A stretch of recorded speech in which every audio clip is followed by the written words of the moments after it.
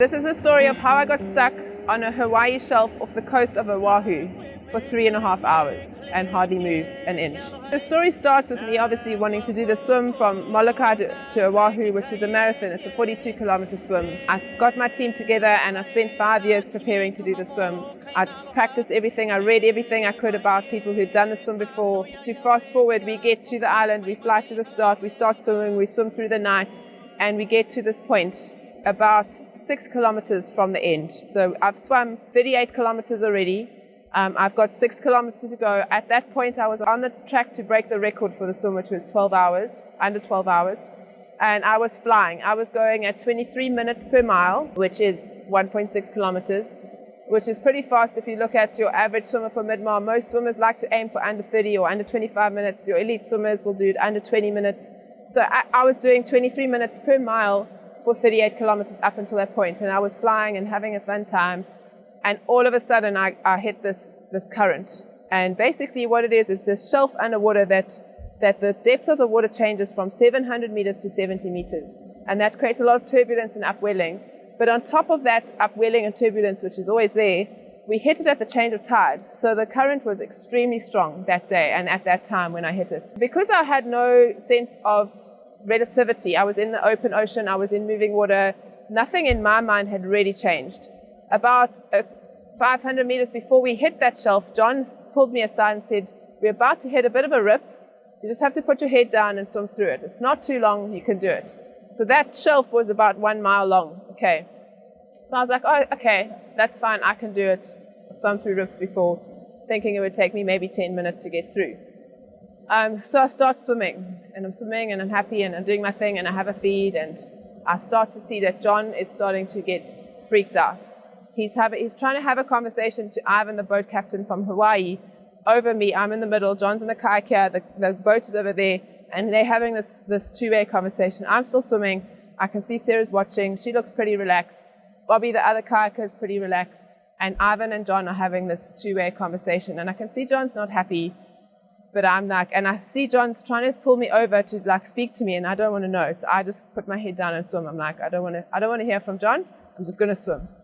About an hour into this process of swimming across this shelf, eventually Sarah gets John to come off the kayak onto the boat, and she gets Bobby in the kayak, and then we carry on our way.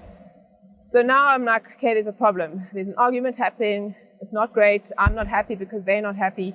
But I can still see that Sarah's relaxed. Bobby's, every now and then he's like, you're doing good, just keep going. Ivan's relaxed, so I'm like, okay, keep going. About an hour and a half to 2 hours into this process, there's more and more tension happening on the boat, and I can see there's arguing and happening, and I see Sarah pick up the phone, and I'm like, I don't know what's going on. And I put my head up and I said to Sarah, am I moving forward? She said yes, and I said, okay, that's fine. Carried on swimming. That's all I needed to know. I realized something was wrong. I didn't know what. But I just carried on swimming. Then the next thing, I see John jump in the water and come and swim with me. And I realize he's lost whatever battles he's trying to fight, and he's just trying to blow off steam. So he's swimming next to me, and I'm like, okay, cool. Now John's next to me trying to just clear his head. I still don't really have a clue what's going on. Then I see Sarah's face drop, and I realize, okay, John's not happy, Sarah's not happy. I can deal with John not being happy because I knew Sarah much better, and I knew she knew me, and I knew she knew my capabilities. And she had journeyed with me a lot closer up until that point than John. So I kind of was like, if she's happy, then I know I'm okay. If she's not happy, then there's a problem. And when I saw her face drop, I was like, okay, what's going on here?